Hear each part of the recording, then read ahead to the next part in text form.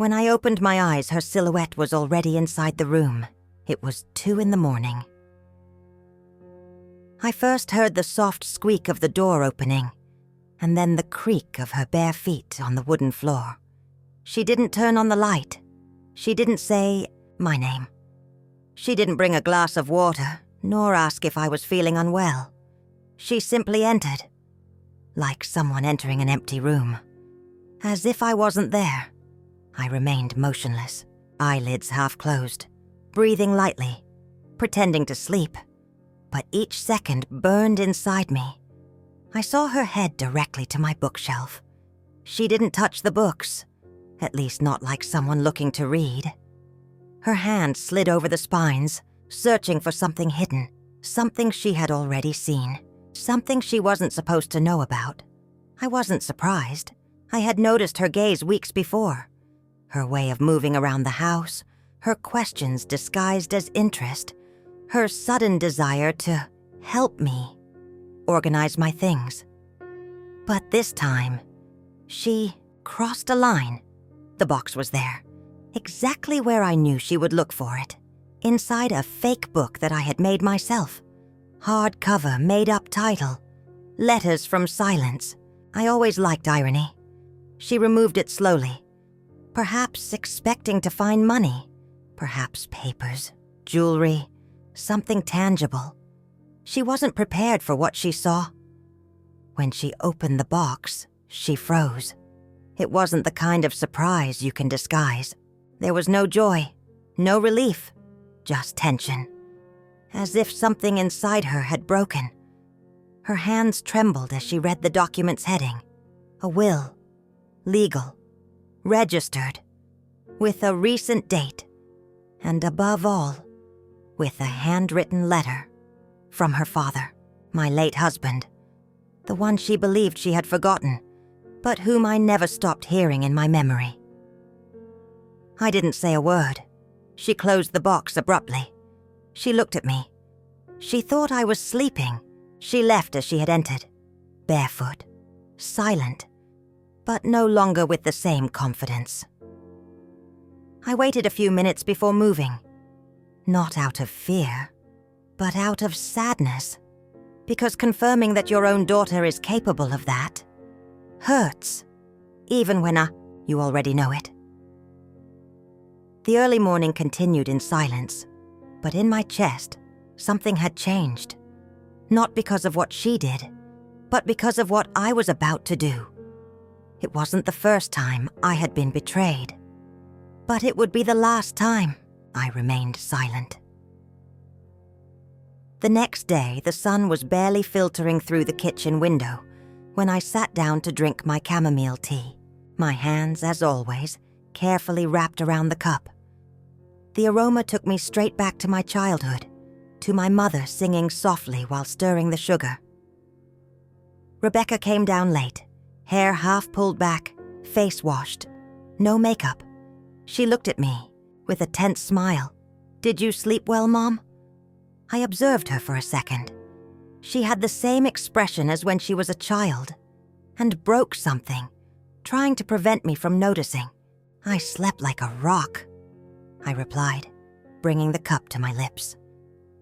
Carlos, her husband, joined the table. He didn't even look in my direction, as usual. Lucas, my grandson, came down with his headphones on. He nodded when he saw me. His eyes had something, a spark, a doubt. Rebecca served coffee for everyone, except for me. She didn't forget. It was intentional. She did it often. Small gestures to remind me that I was no longer the owner of the house. Because that was the truth. I had sold my own house years ago. I trusted them. I gave them the money to buy this bigger place. They offered to let me live with them until I could get back on my feet. The stability never came. What did come were the gentle humiliations, the condescending looks, the comments about my age, my clothes, my habits, and now, theft. That day I pretended everything was normal. I washed my dishes, I folded my clothes, I watered the plants. But inside I had already made a decision. No more. No more silence. No more fear. No more waiting for them to thank me for everything I gave. That night, while everyone was sleeping, I opened my computer. I had everything scanned. Documents, letters, receipts, contracts. I made sure they were in the cloud, protected. I installed a camera in the living room, hidden behind a decorative figure. I had done that before. I knew how to do it. Only this time, I wasn't doing it as a precaution. I was doing it for evidence. I started leaving clues, subtle ones. I moved the box. I replaced the contents with blank papers. I wanted to see if she would try again, if she would continue to believe that I was the same woman she had minimized for years. Days passed. One night I heard footsteps again, but this time I didn't pretend to be asleep. I got up before she reached the room. We crossed paths in the hallway. "Are you okay, Mom?" she asked, surprised. "I couldn't sleep," I replied firmly. She walked past, but she no longer had the same control. Now she knew that I knew, and that bothered her more than any punishment. During the following weeks, I watched the deterioration of her facade. I saw her try to manipulate Carlos. I heard her calls. One night, from the kitchen, I heard her say, "I think she has something. I don't know what, but she's hiding something from us." Carlos didn't respond. He just snorted. "You said there wouldn't be a problem, that she was already old, that she wouldn't interfere, and now she's acting strange." It didn't hurt to hear that. It gave me strength. One morning, while Lucas was having breakfast in the living room, I accidentally dropped a book. It opened to a marked page. Inside, an old postcard with his grandfather's name and an underlined phrase, "The truth always hides where it's least sought." Lucas looked at me, and for the first time he asked, "Grandma, who was my grandfather?" "Really?" I took a pause, smiled. Someone who didn't have the chance to defend himself. I said no more. Not yet.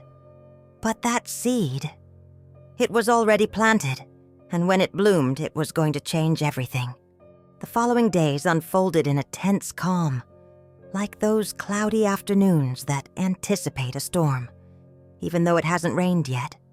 Rebecca continued moving through the house with her controlled walk, as if she could avoid chaos just by measuring her steps.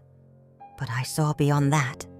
In her eyes there was anxiety, in her gestures, distrust, and in her words, poison disguised as concern. She observed me out of the corner of her eye every time I sat in front of the computer. She passed by my room more frequently, pretending to look for her phone or a book. She even began asking if I needed help with the bills, with the bank, with my things. As if she suddenly cared. "We could simplify everything, Mom," she told me one afternoon while I was reviewing some papers. "You're getting older. It would be easier if someone else took care of that for you." I didn't look up. I just replied calmly, "I've always managed on my own. It's not now that I'm going to forget how to do it." She smiled, but it was that tense, tight smile that doesn't come from the soul. She knew I wasn't going to give in, and that exasperated her. Carlos, as always, remained on the sidelines. His strategy was to ignore me until I disappeared of my own accord. But Rebecca, she couldn't tolerate not controlling the situation, not knowing what I knew, what I had seen, what I was going to do. I began to notice small changes, noises in the early morning, objects that weren't where I had left them, a clumsy attempt to hack my email. One afternoon, I even noticed that my medicine drawer had been opened. Nothing was missing, but the bottles weren't in the same order. I didn't say anything. I just noted down each thing. Day, time, details, The plan was in motion. I knew I only needed a spark, something to destabilize the fragile balance she was trying to maintain. And that spark came, without me causing it, from the most unexpected person. Lucas. It was a Tuesday night. We had dinner in silence. Carlos watching the news, Rebecca checking her phone, Lucas in his own world, but attentive to everything. I knew he was observing. He had started to notice. When I got up from the table, he followed me to the kitchen, without saying a word. He leaned against the wall while I washed the dishes. Several minutes passed in silence, until he broke the ice. "Grandma, do you know why Mom has been so weird lately?" I dried my hands, looked at him gently. "What makes you think she's being weird?" "I don't know. She looks at you differently, as if you were afraid of her, but in reverse. And she listens to you. Too much." I barely smiled. "Maybe she started to notice that I'm not as invisible as she thought." He frowned. He looked confused, but also intrigued. "I found your letter with the postcard," he said, lowering his voice. "Can I read more?" I went to the sideboard and took out a folder. I handed it to him without a word. He took it with both hands, with that respect that one only has for what is perceived as sacred. He sat on the sofa and began to read. They were letters from his grandfather, some handwritten, others transcriptions of voice messages that I had kept, confessions, dreams, warnings, and a truth that Rebecca never wanted to accept, that her father had left a different will than the one she knew about, that there was a hidden property, a frozen account, and a family history that had been mutilated to protect a lie. Lucas took more than an hour to process it all. When he finished, he didn't say anything. He just looked at me, and in his gaze, there was no judgment. There was compassion and a new loyalty, firm, instinctive. "Does Mom know all this?" "She knows what's convenient for her," I replied. "But now you know too." That night, he didn't come back to have dinner with them. He began to spend more time with me, asking me about recipes, about my youth, about small things. Rebecca noticed it immediately, and she didn't like it one bit. "I don't know what you're putting into my son's head," she told me one afternoon while we were making coffee. "I'm telling him who his grandfather was and who I am. Something you never did."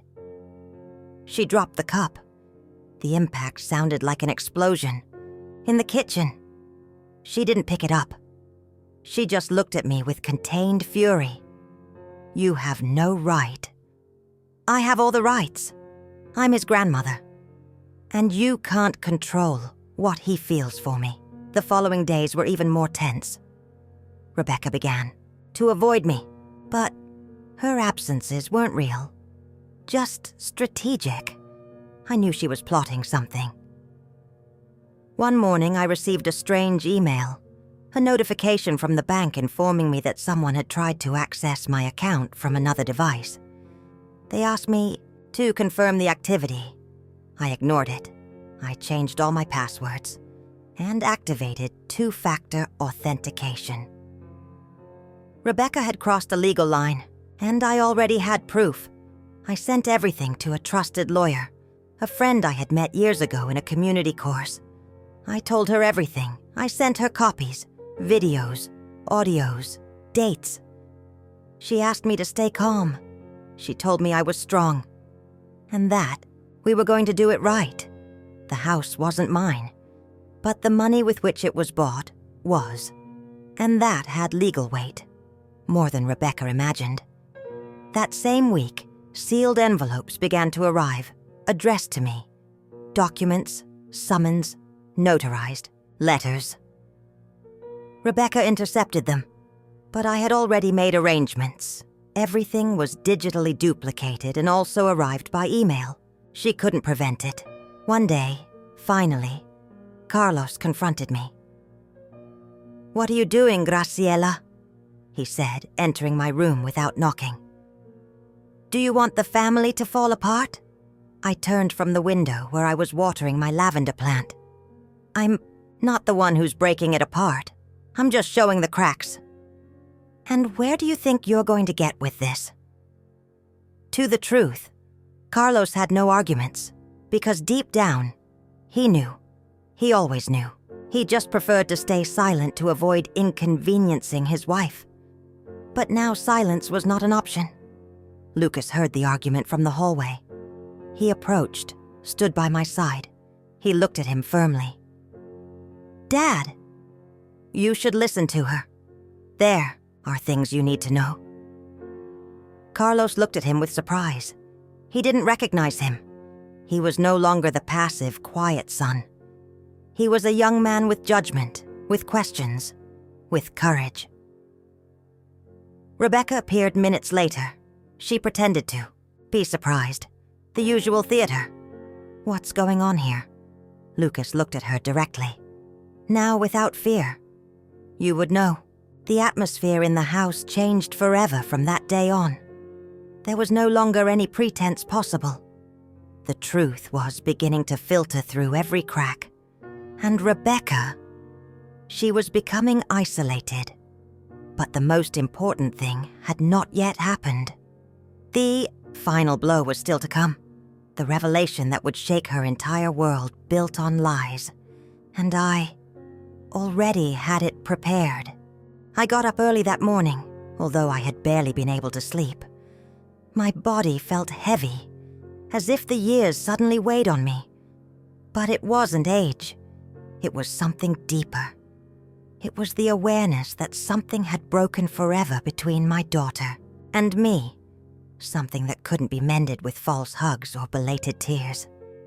The house was silent, and for the first time in a long time I truly felt alone. It wasn't the kind of loneliness that accompanies forgotten women, but one born of disappointment, of betrayal not expected from someone to whom you've given everything. I poured myself a cup of coffee, made it like every morning, with the same ritual I had repeated for years. But this time, it didn't have the same taste. I looked out the window. The morning light barely touched the kitchen table. Everything seemed the same. And yet, everything had changed. There was something in me that no longer wanted to stay silent. Something that no longer wanted to pretend. I wasn't going to shout. I wasn't going to make a scene, but I wasn't going to allow them to walk over me as if I were an old piece of furniture either. The enough had arrived. Silent, serene, but irrevocable. I started with the basics. I went to the bank and changed my passwords. I canceled the additional card I had in Monica's name. She didn't use it much, according to her, but I wanted to avoid surprises.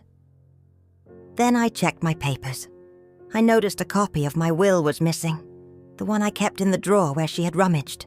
The original was safely stored at the notary's office, but the fact that she had tried to access it confirmed what I already feared.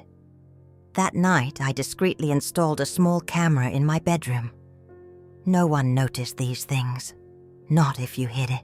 Then well, I had the right to protect myself, and although it hurt me, I had to be prepared for the worst. In the following days, Monica acted as if nothing had happened. She greeted me with the same sweet tone, as if she hadn't tried to rob me, as if I didn't know. And I observed her. I listened to every word, every lie disguised as affection. One night, while she was talking on the phone in the kitchen, I heard her say that soon she would have what belonged to her. She didn't mention names, but the tone, the attitude. It was clear she was referring to me. I talked to Carolina. I asked her to help me review some documents. My granddaughter had always been intelligent, sensitive. I didn't tell her everything, but I hinted that something wasn't right. And she, as if she had been waiting for that moment, looked at me and said, "Grandma, I've noticed strange things, too." She told me that once she saw her mother going through my desk, that she heard her tell her husband that the old lady wouldn't last much longer, and that it was better to be prepared. Carolina didn't know how to tell me before, but now she said it with a lump in her throat. I hugged her. I felt her trembling, and I knew I was no longer alone. It was she who helped me organize everything I needed. Documents, bank statements, copies of messages, even voice recordings. It wasn't revenge. It was defense. A shield against someone who should have taken care of me, and instead saw me as a nuisance.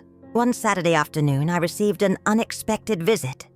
It was Ernesto, my brother's youngest son, whom I hadn't spoken to in years.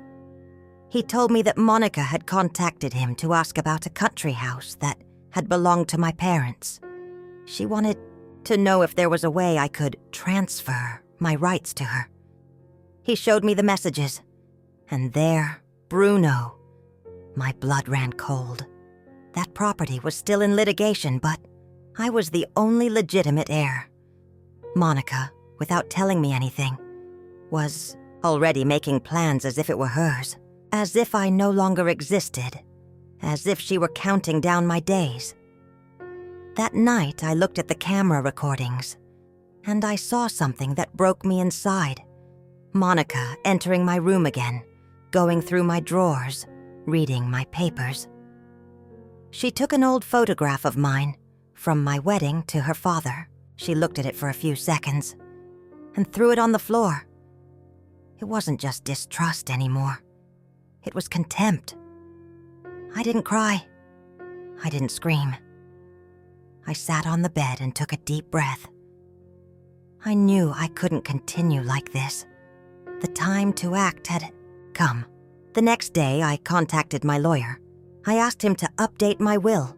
I excluded Monica from any inheritance. I left everything to Carolina. And I did it with pain, yes, but also with clarity. It wasn't an impulsive decision. It was the result of a lifetime of silent abuses, of favors never returned, of love that only went in one direction. When Monica found out, she exploded. She confronted me in the living room with wild eyes.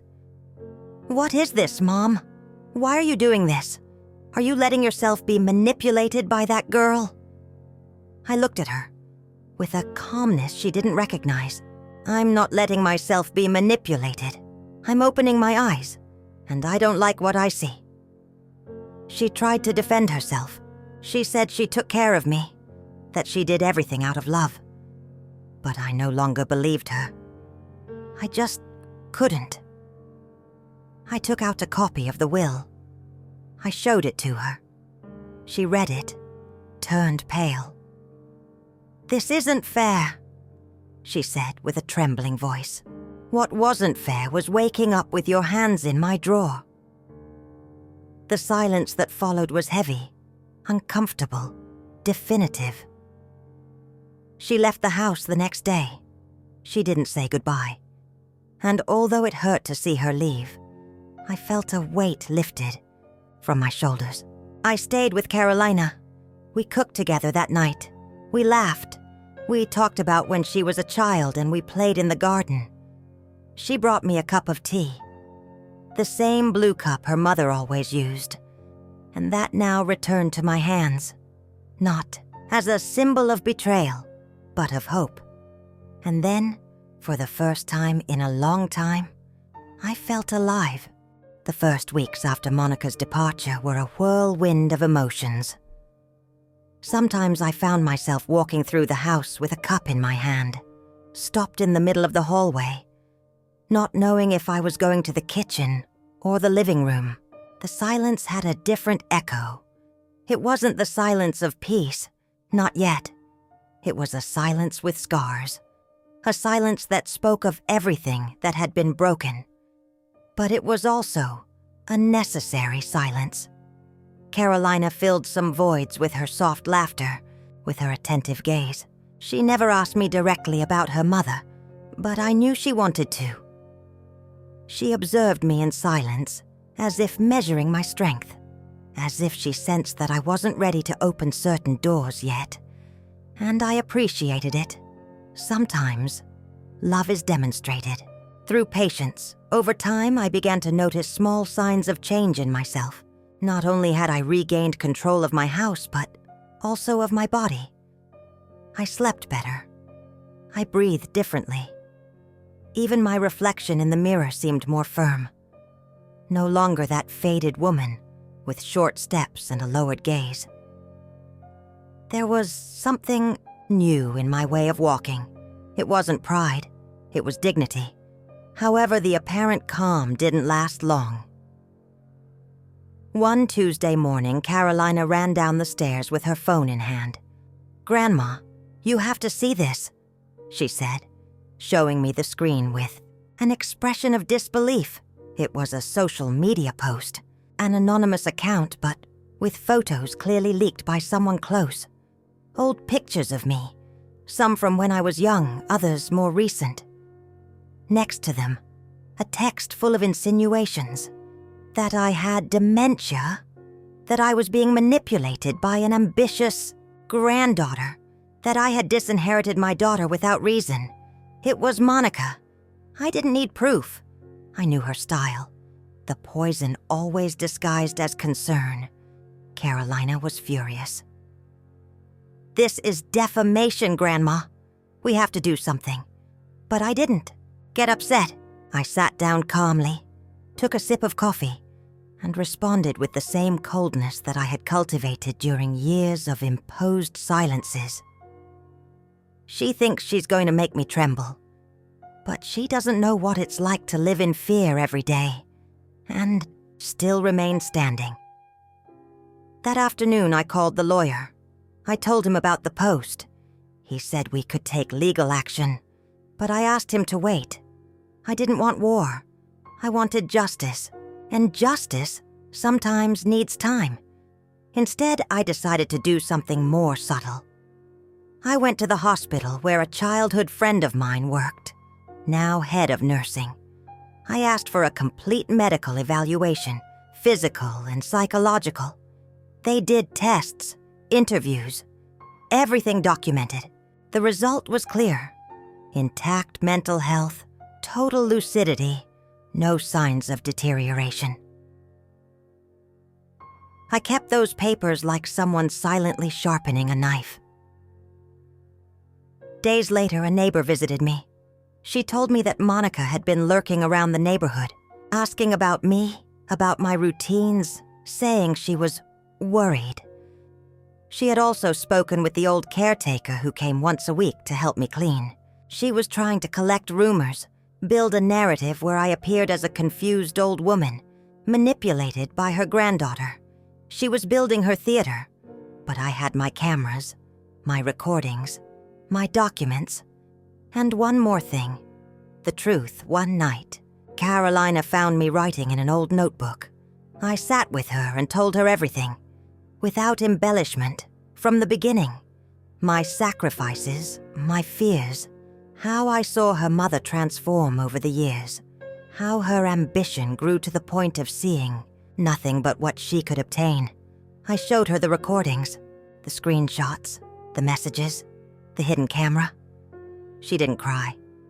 She just took my hand, her young skin over my trembling one.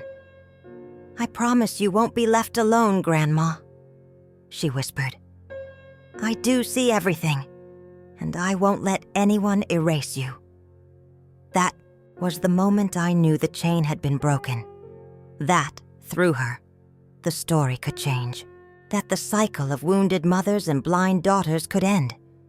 But Monica wouldn't stop so easily.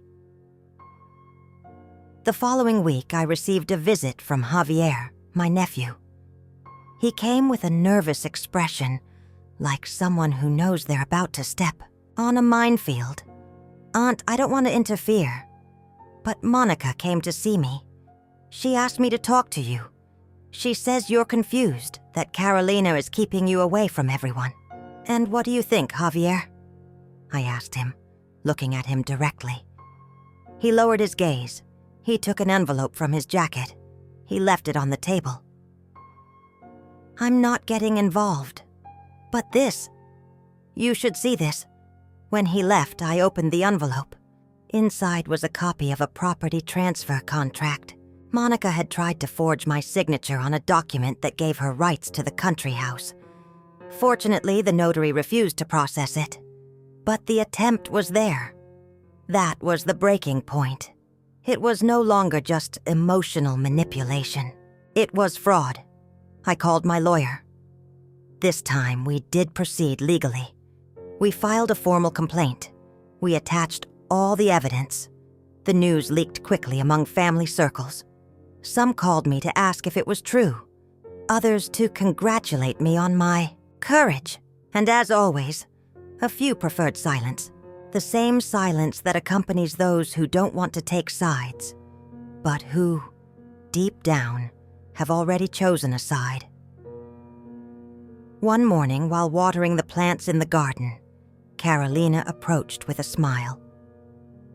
"Do you know what day it is today, Grandma?" "No. You tell me."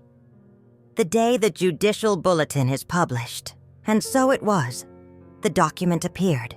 Public. Official. With Monica's full name. With the clear accusation. Attempted document fraud. Invasion of privacy. Psychological coercion of an elderly person. That night I slept like I hadn't slept in years. Not because of the victory, but because of the clarity. Because of the certainty that I had done the right thing.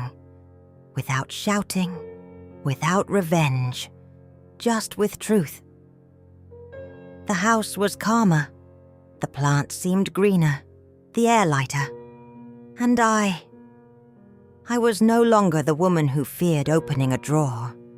I was a woman who had looked betrayal in the eyes and had not lowered her gaze. The summons arrived on a gray morning, one of those that smell of burnt coffee and damp earth. It was on the dining room table, inside a white envelope with cold black letters. Monica had 10 days to appear and testify. It wasn't just an accusation. It was the official beginning of the legal process. Carolina read it aloud, in silence, like someone reciting a sad poem. I said nothing. I just nodded my head. Inside my chest was a drum.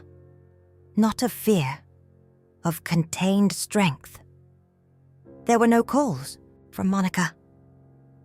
She didn't try to apologize or negotiate. In her world, she was still the victim.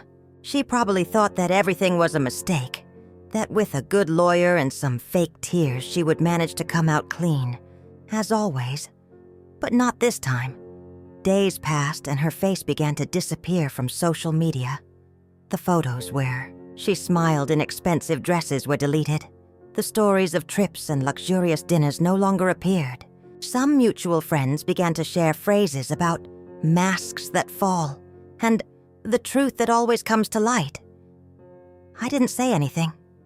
I didn't need to, because in the silence, my dignity grew. One Saturday afternoon, Javier visited me again. This time his expression was different, more serious, more uncomfortable. "Aunt, I don't know how to tell you this, but Monica is trying to gather witnesses. She wants to build a case where you appear as an unstable woman. She's looking for people who will say that you forget things, that you repeat stories, that you're not in your right mind." "And you?" I asked without beating around the bush. "I'm not going to lend myself to that," he said, lowering his voice. "But there are others who will." I knew it. I knew that some family members, those who never called me, who only showed up at birthdays with a plastic smile, would be willing to sell a lie for a promise. I sat down in front of Javier and looked him in the eyes. "Tell them I don't need them to defend me. I just want them to tell the truth. The truth will hurt them more than any lie." He nodded. It was clear he was uncomfortable, but something in his gaze told me he was beginning to see more clearly. That night, while we were Having dinner, Carolina showed me something that made me freeze inside. "Grandma, look at this," she said, passing me her cell phone. It was a voice message. Monica had sent it to a friend, not knowing that the conversation would be recorded. Her voice, filled with rage, said, "That old woman isn't going to keep everything. She owes me. She owes me everything. And if I have to make her look crazy, I will. I don't care." I listened to the audio 3 times. I didn't cry. I didn't get angry. I just got up and went to the desk. I opened a drawer, took out a folder with all the documents, evidence, medical reports, screenshots, the newly received audio, and put everything in order. That same week, my lawyer presented the new material to the judge. The accusation was reinforced. It was no longer just an attempted fraud. Now it also included manipulation, psychological harassment, and attempted falsification of a medical diagnosis. The reaction didn't take long to arrive. 3 days later, I received an unexpected visit. It was Monica. She hadn't announced her arrival. She simply knocked on the door. When I opened it, I saw her there, standing with messy hair, no makeup, eyes red from crying or not sleeping. "Mom, I need to talk to you," she said. I looked at her in silence.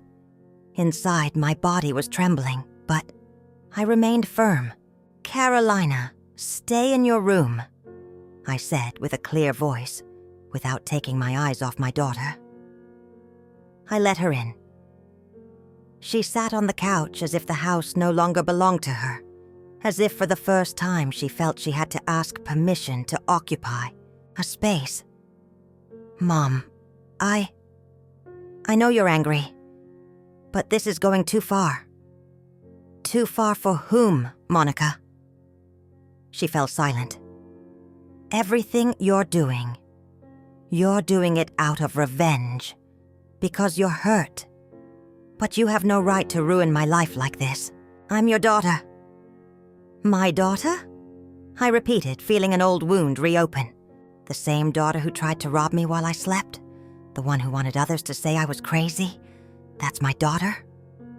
"I was desperate," she suddenly shouted, losing her composure. "You don't know what it's like to feel like you're left with nothing." "I do know," I replied in a low, firm voice. "I lived it every day while you took everything without looking back. I was left without a husband, without youth, without dreams.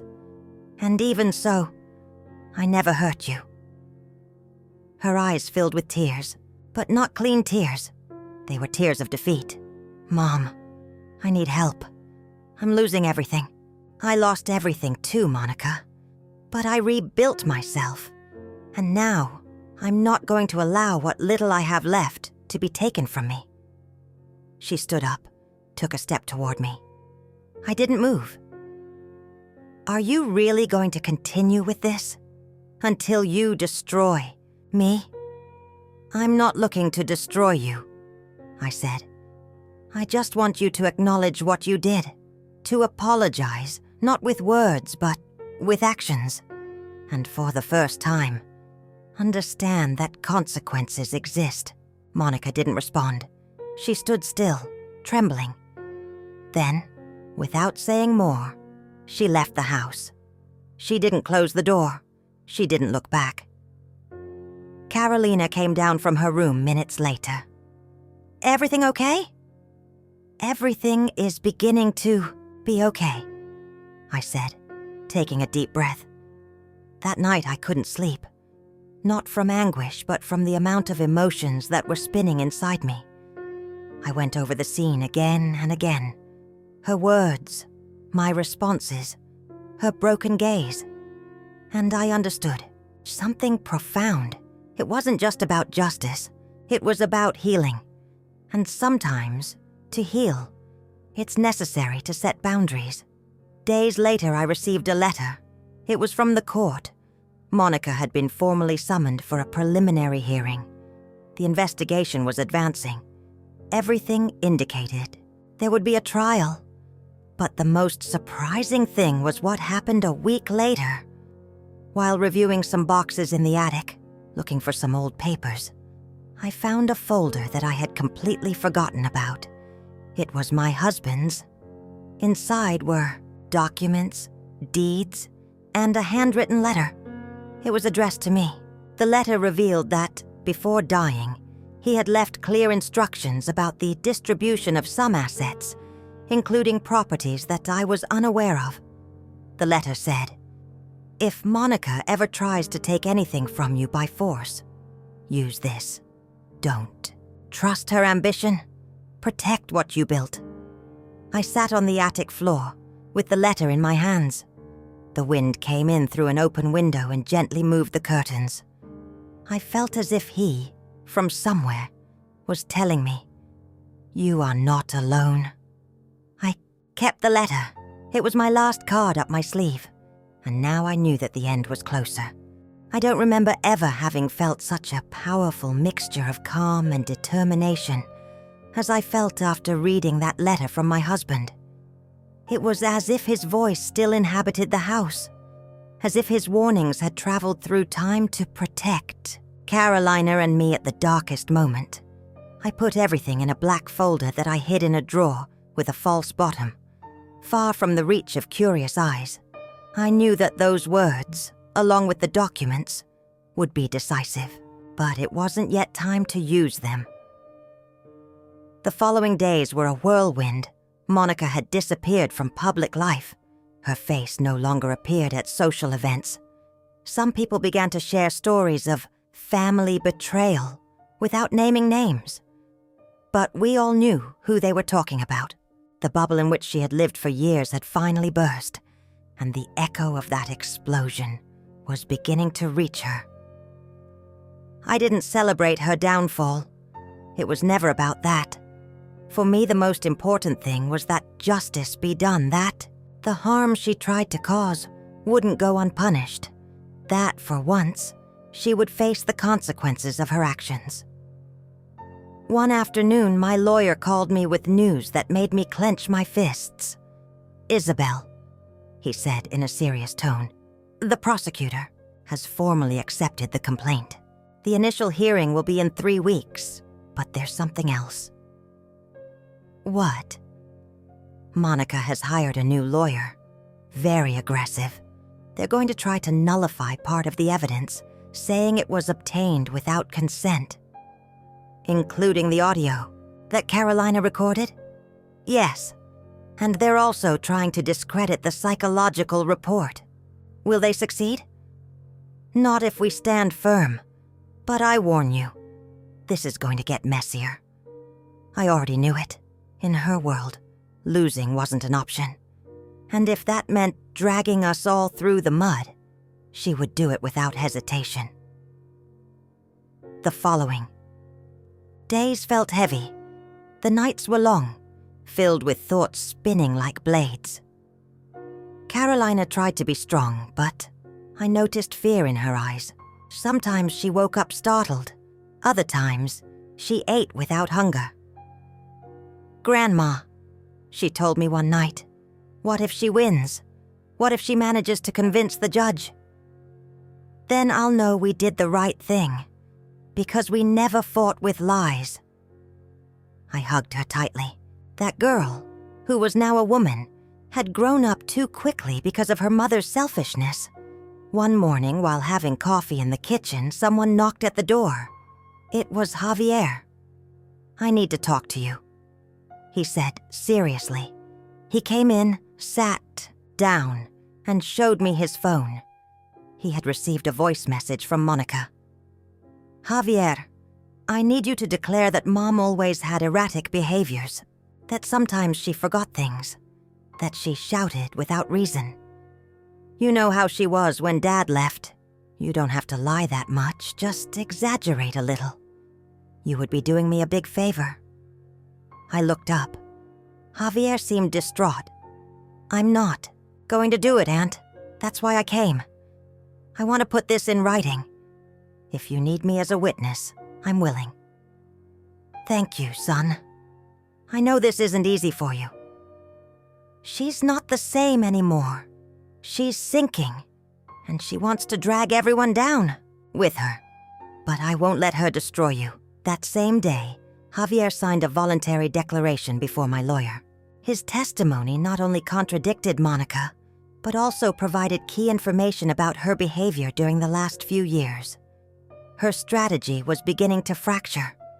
2 weeks before the hearing, we received more news.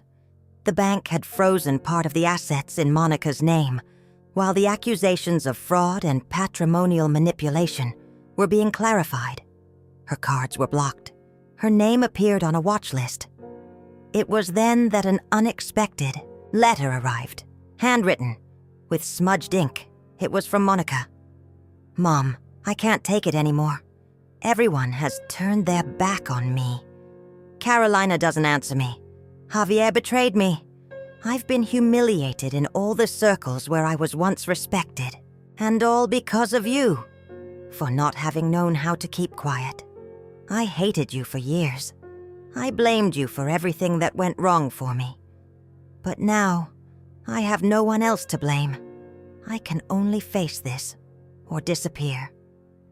I read the letter with a heavy heart.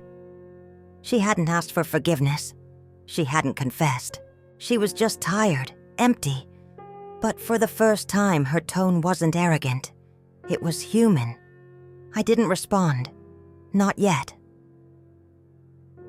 The night before the hearing, I didn't sleep. I walked around the house in silence. I observed the paintings, the books, the furniture I had bought with effort.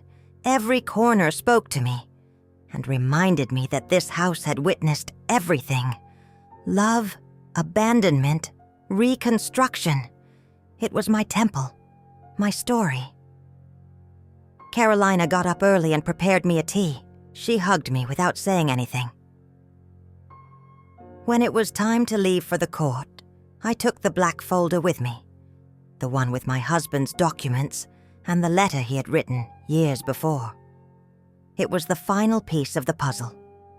The courthouse was full. Monica arrived with a pale face, thinner.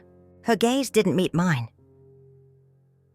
When the judge opened the session, my lawyer presented all the elements: recordings, testimonies, bank records, psychological reports, and finally, my husband's letter.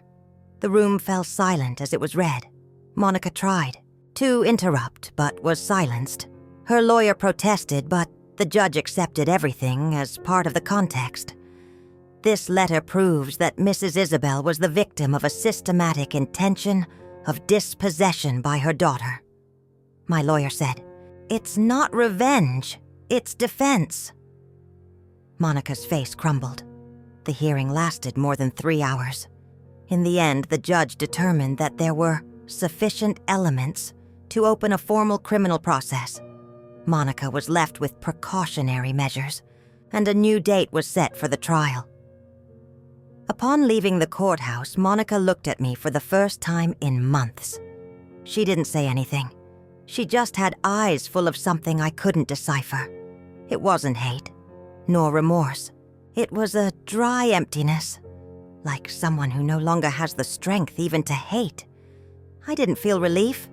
I felt peace, because the beginning of the end had begun. That same night, Carolina took me to the balcony. We sat under the starry sky. "And what happens now?" she asked. "Now, we let the truth do its work. There's no need to rush. Just wait." She rested her head on my shoulder, and for the first time in a long time, the silence was sweet. But inside, something told me that there was still one last storm coming, something that Monica hadn't revealed, something that would change everything. For days after the hearing, calm seemed to settle in the house like a timid visitor. Carolina resumed her work with more energy, although she still avoided talking about her mother. I spent the afternoons reading or walking in the garden, trying to connect with that peace we had pursued for so long. But something didn't fit. I felt it in the air, like an invisible current that runs down your back before a storm. And then it arrived. An envelope with no return address, slipped under the door. I found it in the morning, amidst the golden light coming through the entrance. It was white, thick, sealed with wax. I opened it carefully. Inside there was a handwritten letter in black ink, in handwriting I didn't immediately recognize. But as I read, my pulse trembled. It was from a woman named Graciela. Her name wasn't familiar to me, but in the first paragraph she revealed the unthinkable. "Mrs. Isabel, you don't know me, but I was an intimate friend of your husband during the last years of his life. I met him at a spiritual retreat. It wasn't an affair. It was something deeper. He told me about you, about Monica, about what he was going through, and he left me a copy of a letter that he never dared to send." My legs weakened. I sat down in the kitchen. The paper burned in my hands. The letter continued. "I don't want to cause harm, but I believe the time has come for you to know the whole truth. Your husband discovered something before he died, something that was hidden from him for years, and Monica knew about it. And then, a detail. In an attached envelope you will find a bank document and a copy of the will that your husband entrusted to me." I ran to the envelope. Indeed, there was a second compartment. Inside, a bank statement from an account in Switzerland, and a will. I read it carefully, and my soul nearly fell to the floor. This will had a date later than the one that had been used in the official succession. In it, my husband modified the distribution of his assets, expressly leaving a significant portion to Carolina, as well as designating me as the sole administrator until she turned 30. That document, for some reason, never reached the family lawyer's hands. What if Monica had hidden it? What if that was the missing piece to understand her fury? I put everything in the safe. I immediately called my lawyer. "This changes the rules of the game," he said, incredulous. "If this is validated, the entire succession process can be reopened. And if Monica hid this will, we're talking about a serious crime. Can we prove that she had it? Not yet, but we're going to investigate." For the following weeks, my lawyer tracked down the notary who had signed the document. He was an older man, retired but still lucid. He confirmed that yes, Don Ernesto had modified his will days before passing away.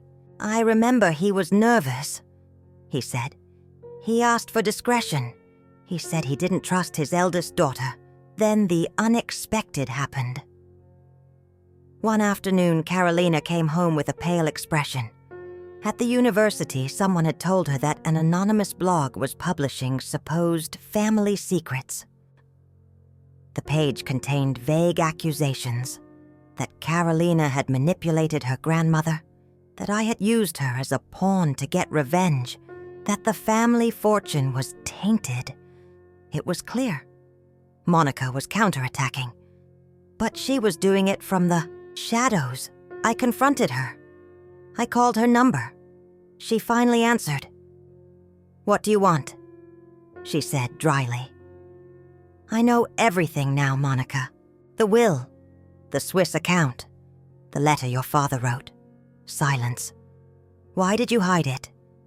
"Because that money wasn't yours, or Carolina's. It was for me. He promised it to me. It wasn't in your name.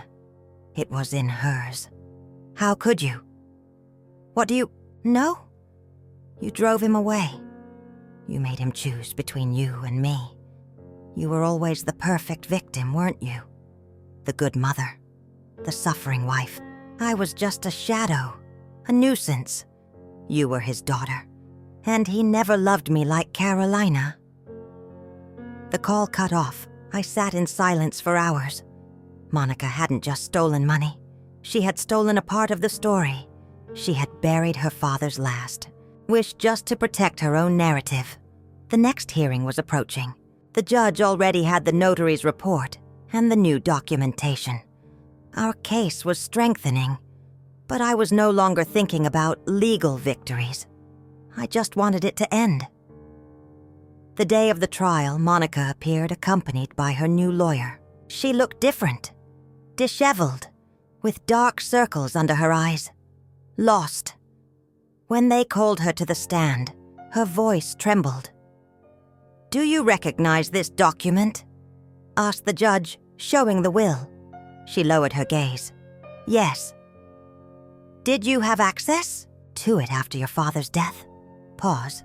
"Yes." "Why didn't you present it?" Because I didn't want everything to go to Carolina. She already had everything. The judge interrupted her. "You have committed perjury and obstruction of justice." The court issued a preliminary sentence. Monica was formally charged with concealment of a public document and patrimonial fraud. Her situation was worsening. The next phase would be criminal. I didn't smile, nor did I rejoice. I just breathed. Carolina took my hand. She was crying silently. "Why, Grandma? Why would my mother do this?" "Because sometimes untreated pain transforms into poison, child. And she chose to swallow it for years." That night, upon returning home, Carolina asked me for something I didn't expect. "I want to go see her, alone." "Are you sure?" "Yes. I need to understand. I need to tell her I don't hate her."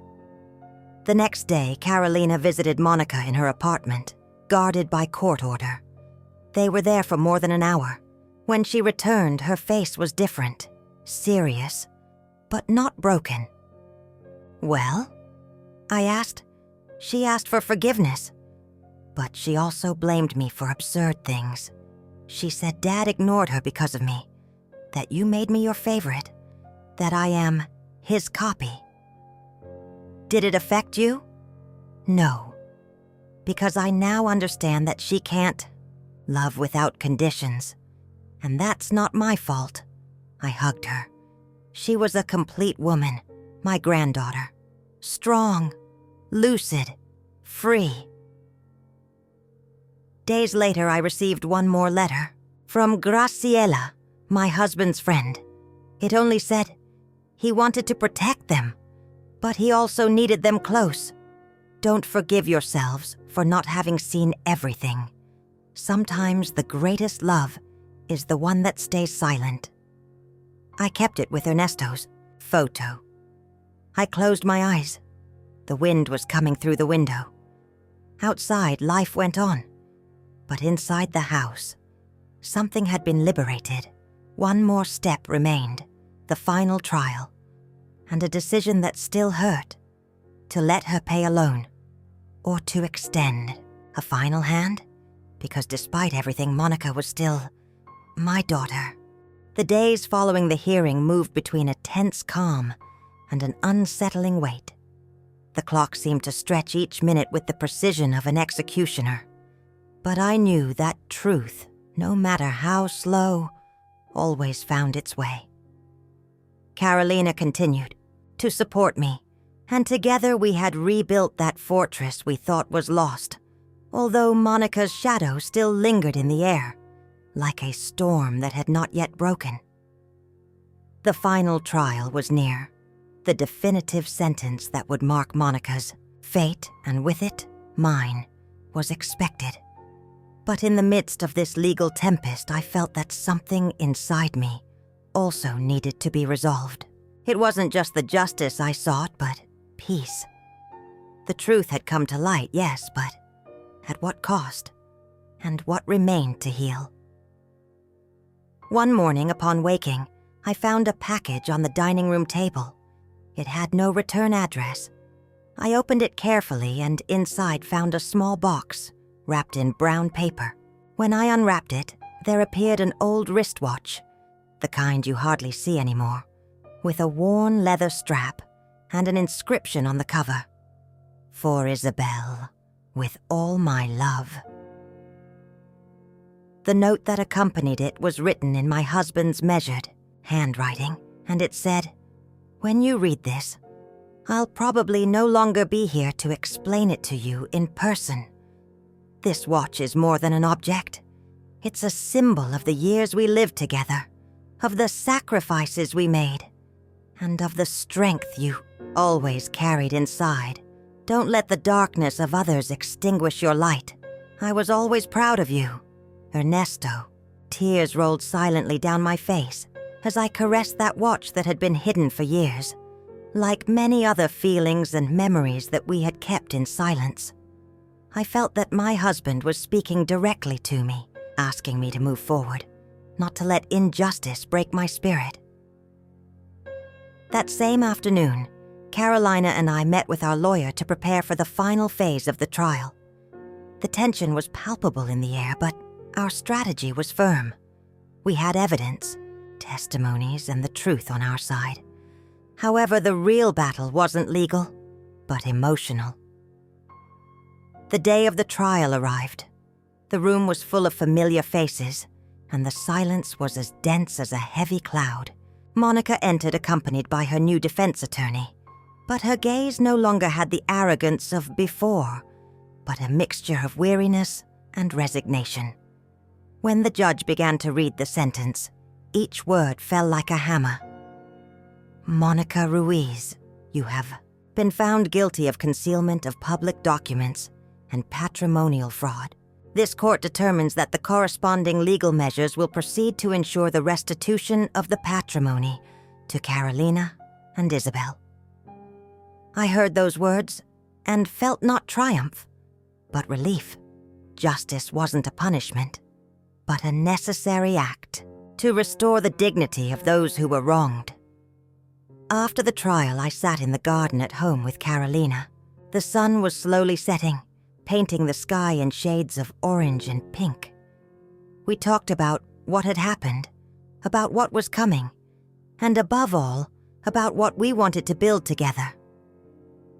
Carolina looked at me with a maturity I had never perceived before and said, "Grandma, thank you for not giving up, for fighting without hatred, just with the truth. That taught me that true strength is in patience and love." I smiled. I knew I was forming a strong woman, capable of facing her own battles with dignity. But I also knew there were wounds that would take time to heal. The relationship with Monica was broken, and perhaps it would never be the same. But that didn't mean the cycle had to continue. I decided to write a letter, not to confront her, or to seek a forgiveness that might never come, but to express what I felt, to let her know that, despite everything, there would always be a place for her in my heart. That night, after writing it, I sent it by certified mail. I wasn't expecting a response. I didn't even know if she would read it, but it was my way of closing one chapter and opening another. The following weeks brought changes. Monica decided to move away, distancing herself from the family. Carolina and I began working on a project together, creating a space for invisibilized women where they could tell their stories and find support. The house was once again filled with laughter, plans, hope. One afternoon, while organizing some papers, I found an old photo of my husband and me at a picnic, young and happy, with the watch on my wrist. I looked at it tenderly and thought about everything we had lived through.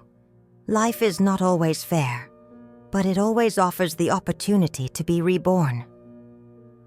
I remembered Graciela's words, Ernesto's friend, and understood that love, true love, is that which survives silence, betrayal, and pain. As I closed the curtains and night covered the house with its dark mantle, I felt a new peace. One battle had ended, but another began. That of living fully, without fear, with dignity intact and the heart open to receive what the future would bring us. The months following Monica's departure brought an unexpected silence to the house. It was a heavy silence, but not empty, full of possibilities and wounds that, although they still hurt, were beginning to heal. Carolina and I had found a new routine, built on the ashes of what once was, but with the renewed strength of those who have survived the storm. One gray afternoon, while reviewing old documents for our project to support invisible women, I received a letter with no return address. I opened it with the mixture of fear and curiosity that I still felt in my chest, that mixture that I had learned to recognize as the beating of the past, insisting on not being forgotten. The letter said, "Isabel, I know it will surprise you to receive this after everything that happened. I'm not looking for excuses or justifications. I just want you to know that I have changed, that I understood what I lost, and that time has forced me to look within myself with honesty that was impossible for me before. I don't expect your forgiveness. I only wish that you can find in your heart the peace that I still seek. Monica." I read those words and felt a lump in my throat. It wasn't an easy apology, but it was sincere, and in that there was a small victory. I kept the letter carefully, like a fragile treasure, and knew that something inside me was also ready to close that cycle. That same night, Carolina and I talked at length. Her gaze, loaded with the wisdom that only youth can have when mixed with pain, was what pushed me to take the next step. "Grandma," she told me, "you don't need to forgive to move forward. You just need to free yourself from the weight that ties you to the past."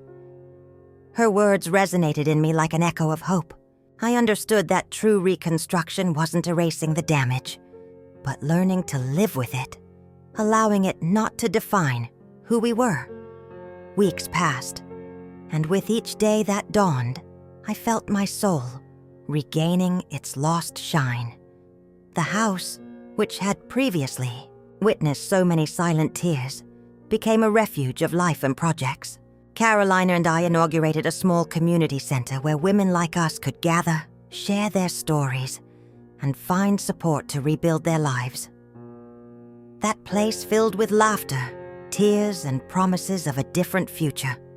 One day, during one of those meetings, Carolina took my hand and whispered in my ear, "This is just the beginning, Grandma." I felt she was right. The story didn't end here, but opened a new chapter, full of possibilities and challenges that we would face together. But the greatest gift came unexpectedly on an autumn afternoon. While organizing some files in my study, I received a call. It was Javier, my son, with the softest and most humble voice I had ever heard. "Mom," he said, "I want to see you. I need to talk to you." I accepted without hesitation. I knew that this meeting could change everything. We met in the park where we used to walk when he was a child. The tension between us was palpable, but there was a new sincerity in his eyes. "I've been blind, Mom," he confessed to me. "Blinded by lies and resentment, but now I know who you really are. The strong, dignified woman, full of love that I always admired and feared at the same time." His words moved me deeply. I hugged my son and felt that this hug sealed a silent promise of reconstruction. It wasn't an immediate forgiveness or a fairy tale ending. It was the beginning of an arduous path where both of us would learn to heal and rediscover each other. Carolina, seeing us together, smiled with the hope of someone who knows that family is a fragile but powerful fabric, capable of being reborn. That night, upon returning home, I sat in my favorite armchair and looked through the window at the full moon, bright and serene.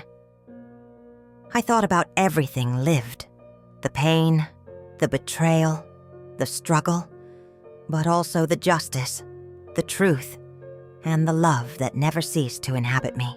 I understood that my story wasn't just mine, but that of many women who have been invisible, forgotten, or humiliated, but who have the power to raise their voices, to make themselves visible, and to rebuild their lives with dignity. I felt that, at last, my soul was resting. not because everything was perfect, but because I had found the strength to face the future with my head held high and my heart open. Life continued with its ups and downs, but now I was the owner of my story, and that was the true victory. After that meeting with Javier in the park, life at home gradually found a calmer rhythm, though never free from small challenges and latent tensions that only time and patience could resolve. Carolina and I worked dedicatedly at the community center, which had grown faster than expected, attracting women of different ages and circumstances who, like us, were looking for a safe space to heal, share, and empower themselves. One afternoon, while organizing some old books, I found a photograph I had almost forgotten. It was an image from when Javier was little, from those simple days where laughter was constant and hope knew no limits. I held it in my hands and felt a rush of nostalgia and tenderness that led me to remember all the years of silent struggle, sleepless nights, invisible efforts that shaped the woman I had become. That woman who had known how to find strength in silence and calm, without the need for shouting or revenge. I wondered if Javier could also remember those moments, if somewhere in his heart there was still room for love and reconciliation. I knew it wouldn't be easy, that there would be days of frustration and distance. But I was also sure that that hug in the park had opened a door that previously seemed sealed forever. One day, while waiting for Carolina for our weekly meeting at the center, the phone rang. It was Javier. This time his voice had a different tone, less tense, more open. "Mom, I want to invite you to dinner tonight. There are things I'd like to tell you, without rushing, without reproaches." I accepted with a mixture of surprise and hope. That invitation was a small step, a sign that the bridge between us was still there, waiting to be strengthened.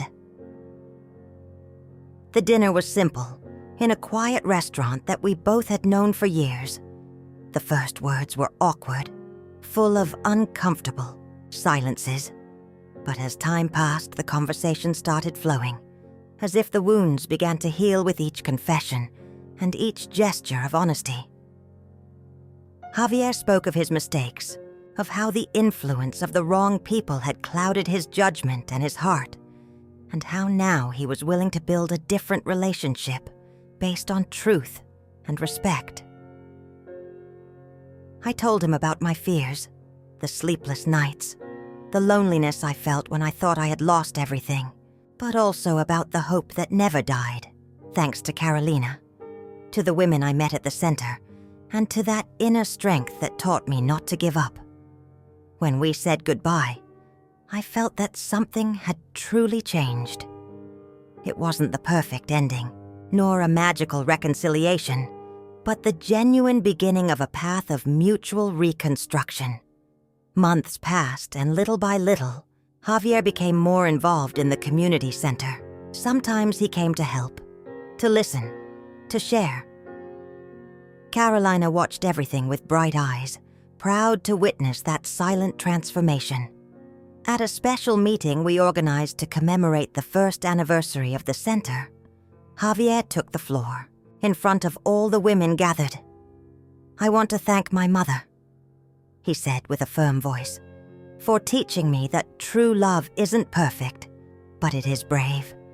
That in truth and respect, we can find the strength to heal and move forward." Tears flowed, without being able to contain them.